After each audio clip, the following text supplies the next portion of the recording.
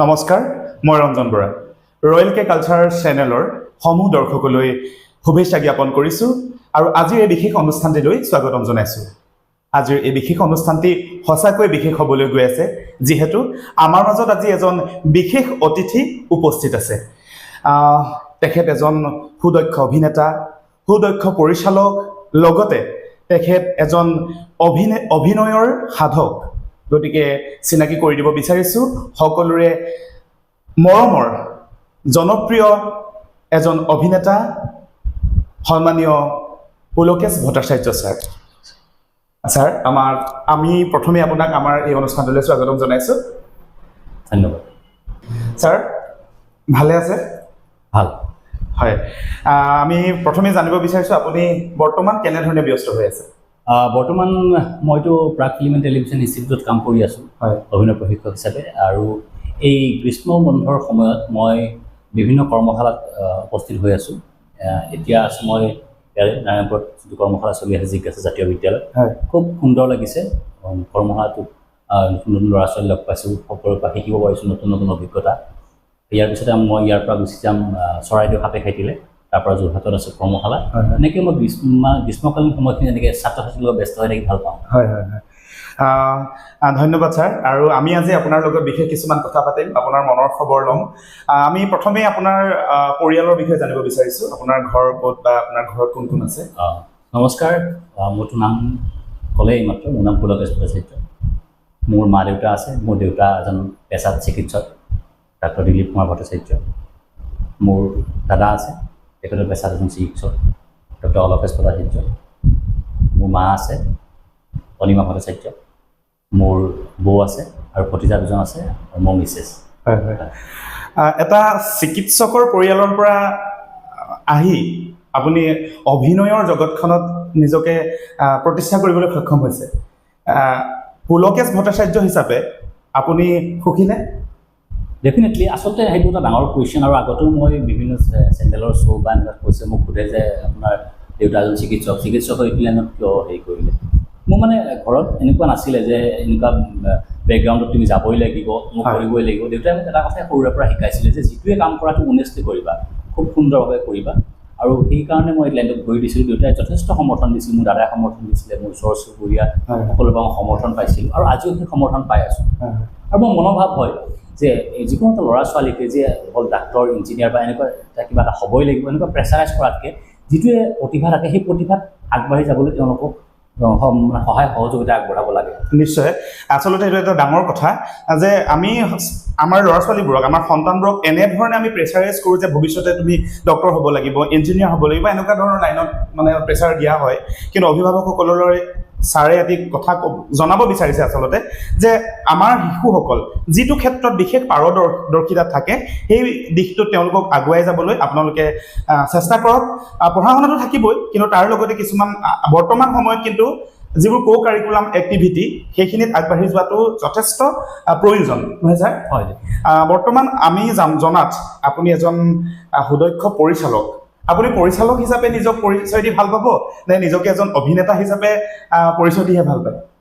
অভিনেতা পৰিচালকতকৈও মই এজন শিল্পকৰ্মৰ লগত জড়িত হৈ থকা সাধাৰণ মানুহ।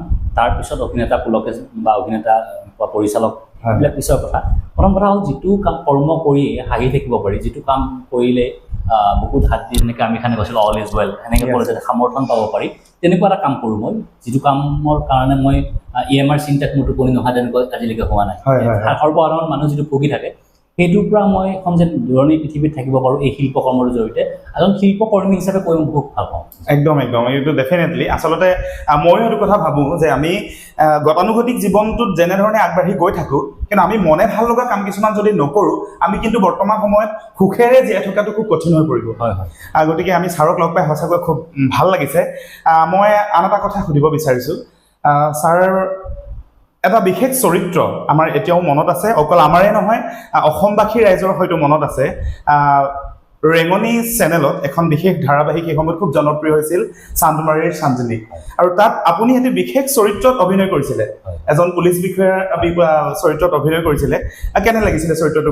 কিন্তু দৰ্শকৰ মাজত কিন্তু সেই চৰিত্ৰটোৱে বিশেষ সমাদৰ লাভ কৰিছিল। হয় হয়, সেইটো ডাঙৰ কাহিনী গৈছে। মোৰ তেতিয়া একেলগে কোম্পানী দুখন চিৰিয়েল চলি আছিলে ৰঙত নুপুৰ বুলি এখন চিৰিয়েল হয়, হয়। তাৰ গানটো খুব কি হৈছিলে আৰু বেংগলী চিনেমাত চলি আছিলে চানমাৰি চানমাৰি তাত ইন্সপেক্টৰ দাস বুলি কেৰেক্টাৰ এটা কৰিছিলোঁ হয়। এটা সৰু ইনচিডেণ্ট কৰি দিছোঁ মই এইখন নাটক মানে চিৰিয়েলখন কৰি থাকোঁতে আমি ৰবীন্দ্ৰ ভৱন নাটক চাব গৈছিলোঁ হয় আঠবয়সীয়া মানুহ এজনে মোৰ হাতত ধৰিছে ধৰি কিনে কৈছে তোৰ বেলেগ কাম নাই চান্দিনীৰ লগত লাগি আছ একে পাঁচশত দাঁত ছিগি যাব নাই কৈছে কিবা নমস্কাৰ মই সেইটো মানুহ নহয় মই পুলকেশ হয় সেই চৰিত্ৰটোহে তেনেকুৱা কৰিছিল সেই তেনেকুৱা ধৰণৰ ইনচিডেণ্টবোৰে কেতিয়াবা খুব মনত আমোদ দিয়ে হয়, হয়। আৰু জীৱনৰ সাঁচিপাতত সেইবিলাক কোনোবা এটা চুকত থাকি যায় একদম একদম আচলতে এইটো এনেকুৱা চৰিত্ৰটো মানুহৰ মাজত এনেধৰণে সোমাই গৈছিলে আচলতে আপুনি আপোনাক পুলকেশ হিচাপে নহয় সেই চৰিত্ৰটো হিচাপেহে চিনি পাইছিলে এইটো একদম আমাৰ বিশেষকৈ আমাৰ অসমত এই সমাদৰটো বহুত আছে আমাৰ অসমৰ বিশেষ কিছুমান অভিনেতা অভিনেত্ৰীয়ে বিশেষ কিছুমান চৰিত্ৰৰ জৰিয়তে কিন্তু চিনাকি পায় আমি এই ক্ষেত্ৰত আমাৰ জানমণিৰ কথা ক'ব পাৰোঁ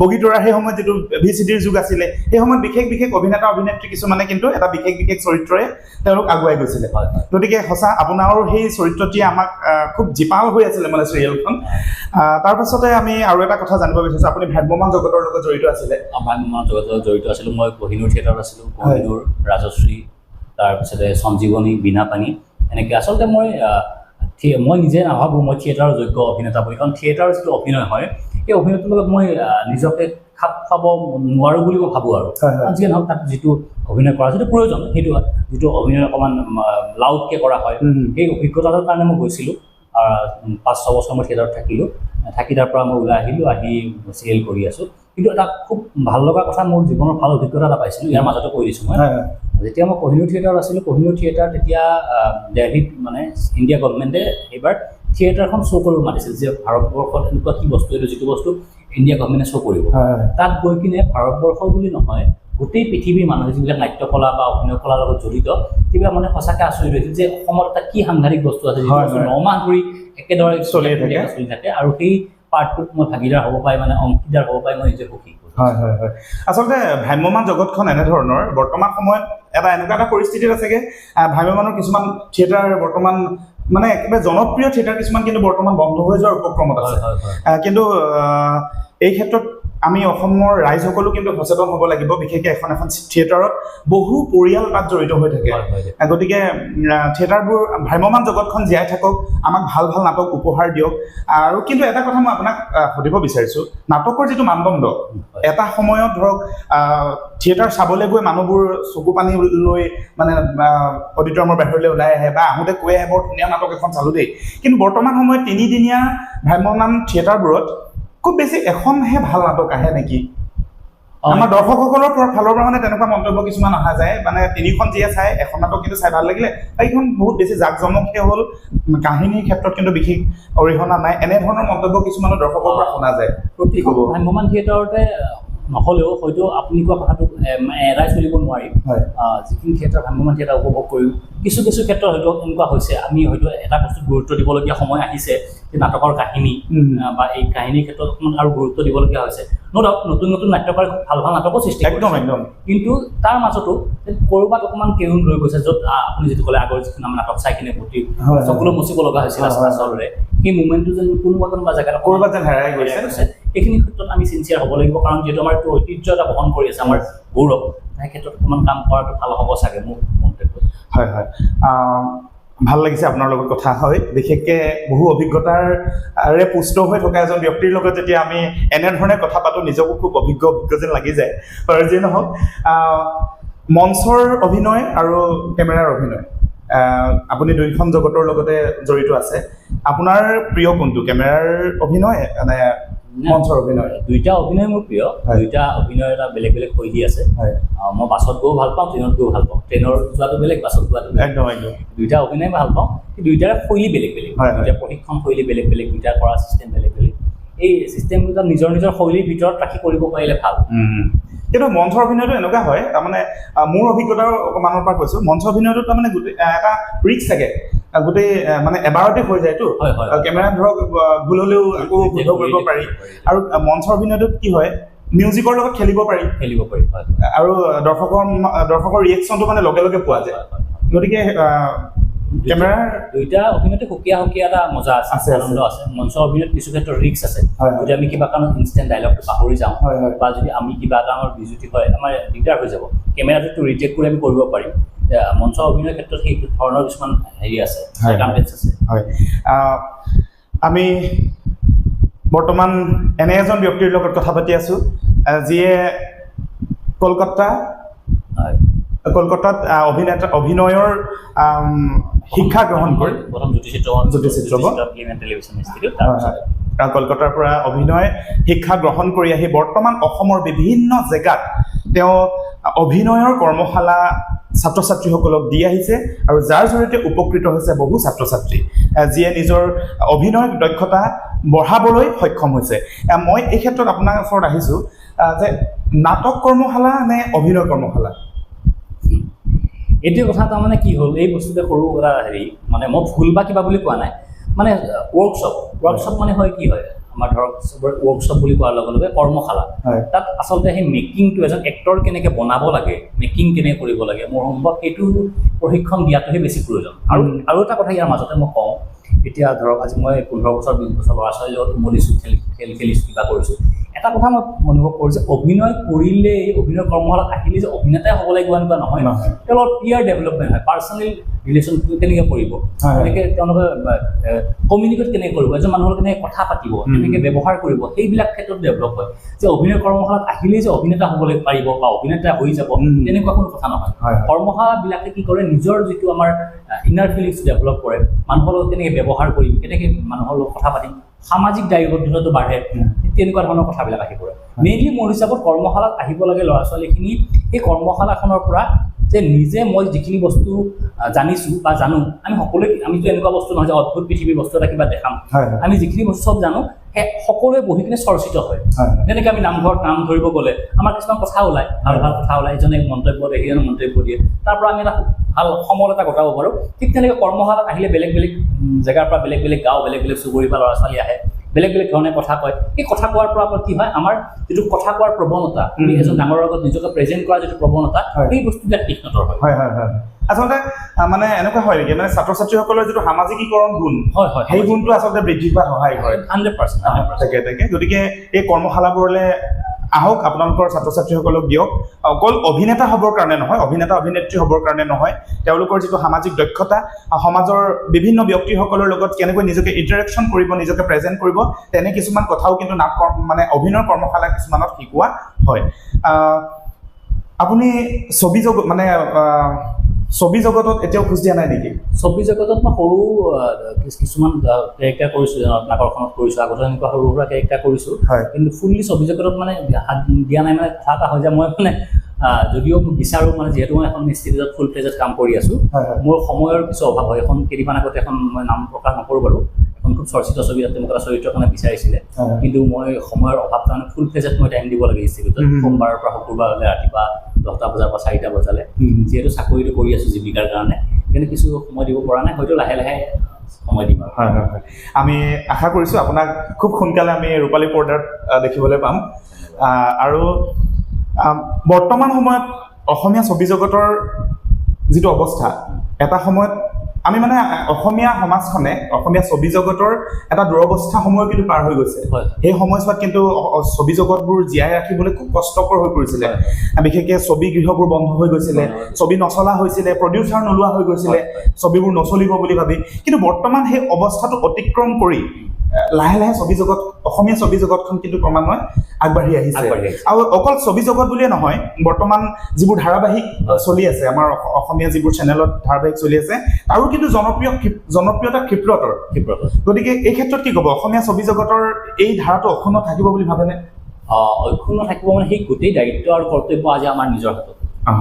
আজি আমাৰ যিহেতু আমাৰ স্বাভিমান অসমীয়া চিনেমা, আমাৰ যিহেতু আৱেগ অসমীয়া চিনেমা, ইয়াৰ দায়িত্ব অকল যে প্ৰডিউচাৰ পৰিচালকৰ নহয়, আজি আমাৰ সাধাৰণ জনতাৰো ইয়াৰ ওপৰত আঙুলিয়াব লাগিব। যদিহে কোনোবা কিবা ঠিক কৰা নাই বা এই চিনেমাখনৰ ওপৰত আমাৰ মন্তব্য বা কিবা মানে ক'বলগীয়া আছে, সেই বিষয়ত মন্তব্য প্ৰকাশ কৰিব লাগে। কাৰণ যিহেতু ছ'চিয়েল মিডিয়াৰ যুগ এতিয়া, তাৰ সঠিক আৰু শুদ্ধ ব্যৱহাৰ হ'ব লাগে।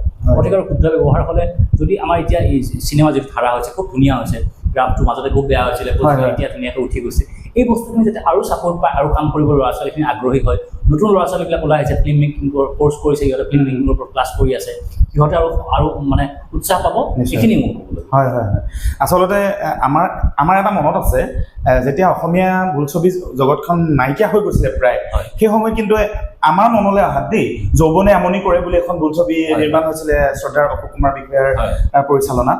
সেই সময়ত মানে চিনেমা হলবোৰলৈ মানুহ একদম গাড়ীত ভাড়া কৰি গৈছিলে, তাৰ পাছৰ পৰা ক্ৰমান্বয়ে উঠি আহিছিলে। তাৰপাছত আমাৰ শ্ৰদ্ধাৰ মুনীন বৰুৱাদেৱে হিয়া দিয়া নিয়াৰ পৰা আকৌ এটা বেলেগ ট্ৰেণ্ড আহি গ'ল।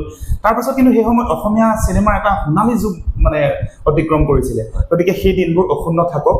আমি অসমীয়া ছবি জগতৰ লগতে যিবোৰ অভিনয়ৰ যিখিনি মাধ্যম, এই মাধ্যমখিনি জীয়াই থাকক, অসমীয়া ৰাইজে তেওঁলোকক মৰম দিয়ক, যাতে এই অনুষ্ঠানসমূহ আমাৰ অসমত জীয়াই থাকক, সদায় সজীৱ হৈ থাকক। বিশেষ আকৌ এবাৰ আহিছোঁ, আপোনাৰ প্ৰিয় এটি সংলাপ শুনিব বিচাৰিম আমি, নাটকৰে হওক বা মানে চিৰিয়েলৰ চৰিত্ৰৰে হওক, আপুনি এটা সংলাপ ক'লে আমাৰ ভাল লাগিব। জীৱনত বহুত সংলাপে আওৰালোঁ, তথাপিতো এটা সৰু সংলাপ আওৰাব কৈছে যিহেতু মই সৰু সংলাপ এটা আওৰাই দিছোঁ। এখন মোৰ খুব ভাল লগা এটা মনোলগ এটা আছিলে, আওৰাই দিছোঁ। আজি কেইদিনমান আগৰ কথা, মই মোৰ স্কুলৰ বাৰান্দাত ৰৈ আছোঁ, মীনাবাইক লগ পাইছিলোঁ। তেওঁৰ তেতিয়া চাকৰিটো ৰেগুলাৰ হোৱা নাছিলে, এতিয়া ৰেগুলাৰ হ'ল। চুলিবিলাকৰ গলাৰ পৰা বগা হৈছে, কিন্তু মুখত সেই মিচিকিয়া হাঁহি। তেতিয়া জোনালীৰ খবৰ ক'লে মীনাবাই, মুখখন কিবা সেমেকি উঠিল।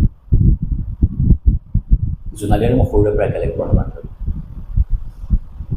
তাই হেনো আজিকালি এযোৰ বগা সাজ পিন্ধে, কোনো ৰঙেই তাইৰ গাত ভাল নালাগে, নোখোৱাই, কোনো অলংকাৰ তাইৰ গাত নাই, সকলো অলংকাৰ তাইক কৰি দিয়া হৈছে। জোনালীলে মই কবিতা এটা লিখিছিলোঁ, আমার মনের চোখে হাঙ্গাও না, বসে এত সুন্দর, দেখলে দেখি থাকতেই মন যায়। আমি এসে এটা পারে, বসে সেটা পারে, উজনের শিব চলবে মাঘের মাসে, আমার মনের চোখে হাঙ্গাও না, বসে এত সুন্দর, দেখলে দেখি থাকতেই মন যায়। ধন্যবাদ। আচলতে খুব হৃদয়স্পৰ্শী, আৱেগিক হৈ গৈছোঁ মই নিজেই। মানে প্ৰথমতে যে সেনেকুৱা এটা ওলাবগৈ ভবা নাছিলোঁ প্ৰথম কথাষাৰত। ভাল লাগিলে, খুব ধুনীয়া এটা সংলাপ আমি শুনিলোঁ, আমাৰ দৰ্শকসকলেও নিশ্চয় ভাল পাইছে। মই সুধিব বিচাৰিছোঁ, আপুনি যদি এখন ছবিৰ কাম পায় হাতত, ধৰক আপুনি যদি এখন ছবি কৰিব বিচাৰে, আপোনাৰো নিশ্চয় এনেকুৱা মন এটা আছে যে এইজন পৰিচালকৰ আণ্ডাৰত, আপুনি নিজেও এজন সদক্ষ পৰিচালক আমি জানো, তথাপিও আমি ছবি জগত বা নিজে যেতিয়া বেলেগ কাম কৰিবলৈ যোৱা যায়, এজন পৰিচালকৰ তলতে হয়তো কাম কৰিব লগা হয়। গতিকে আপুনি এনে কোনজন পৰিচালকৰ মানে তত্বাৱধানত আপুনি ধৰক এনেকুৱা ছবি এখন কৰিব বিচাৰে? স্পেচিয়েল তেনেকুৱা নাই, মই মানে এনেকুৱা নকওঁ যে এইজন পৰিচালকৰ আণ্ডাৰত কৰিব বিচাৰোঁ। মই এনেকুৱা কাম কৰিব বিচাৰোঁ যিটো চৰিত্ৰই হয়তো, যিটো চৰিত্ৰ বা যিটো ষ্টৰীয়ে হয়তো সামাজিক দায়বদ্ধতাত ওপৰত বেছি গুৰুত্ব দি ছবি বনায়, তেনেকুৱা এখন ছবিত যদি মই সহভাগী হ'ব পাৰোঁ, তেতিয়া মই নিশ্চয় আনন্দিত হ'ম। হয় হয়, ধন্যবাদ। আমি আশা কৰিছোঁ সেই ছবিখন অতি সোনকালে আহক, সেই চৰিত্ৰটি আপুনি খুব সোনকালে পাওক। আমি অনুষ্ঠানৰ শেষৰ ফাললৈ আহিছোঁ। শেষত সুধিছোঁ, আপোনাৰ এই যাত্ৰাত আমি জানিলোঁ ইতিমধ্যে যে আপোনাৰ মা দেউতাই বা ঘৰৰ যিখিনি পৰিৱেশ, সেই পৰিৱেশে আপোনাক যথেষ্ট উৎসাহিত কৰি আহিছে। আপোনাৰ যিখিনি বন্ধুবৰ্গ হওক বা আপোনাৰ যিখিনি প্ৰেৰণাদায়ক যিখিনি ব্যক্তি আপোনাৰ পিছফালে, তেওঁলোকক কিবা ক'ব বিচাৰিব নেকি আমাৰ চেনেলৰ জৰিয়তে? মই প্ৰেৰণা বুলি কোৱাৰ লগে লগে মোৰ অসমৰ যিখিনি মোৰ ল'ৰা ছোৱালী, যিখিনি ৱৰ্কশ্বপত লগ পাওঁ, শিকাওঁ, বা অসমৰ যিখিনি ৰাইজ আছে তেখেতসকলে আশীৰ্বাদ কৰি যাওক, এই লাইনটোত যাতে থাকিব পাৰোঁ, মানুহৰ হকে যাতে কিবা এটা কৰি যাব পাৰোঁ, সামাজিক দায়বদ্ধ যাতে হৈ থাকিব পাৰোঁ, এইখিনি আশীৰ্বাদ কৰিব, এইখিনিয়ে মোৰ ক'বলগীয়া। সদায় আশীৰ্বাদ কৰি যাওক আপোনালোকে। আমি খুব সুখী আপোনাৰ দৰে এজন ব্যক্তি আমাৰ এই অনুষ্ঠানত উপস্থিত হৈছে। বিশেষকৈ আমি জানো এইটো সময়ত আপুনি খুব ব্যস্ত, আপুনি ব্যস্ততাৰ মাজতো আমাক এইকণ যে সময় দিলে। আমি এনেকুৱা এজন ব্যক্তিৰ সান্নিধ্যত বৰ্তমান আছোঁ, যিজনে পুৱতি তৰা, কাজল প্ৰিয়া, লগতে বিভিন্ন জনপ্ৰিয় চান্দিনীৰ লগতে বিভিন্ন জনপ্ৰিয় ধাৰাবাহিকত তেওঁ অভিনয় কৰিছে। তেওঁ কেইবাখনো ধাৰাবাহিকৰ ইতিমধ্যে পৰিচালনাও কৰিছে।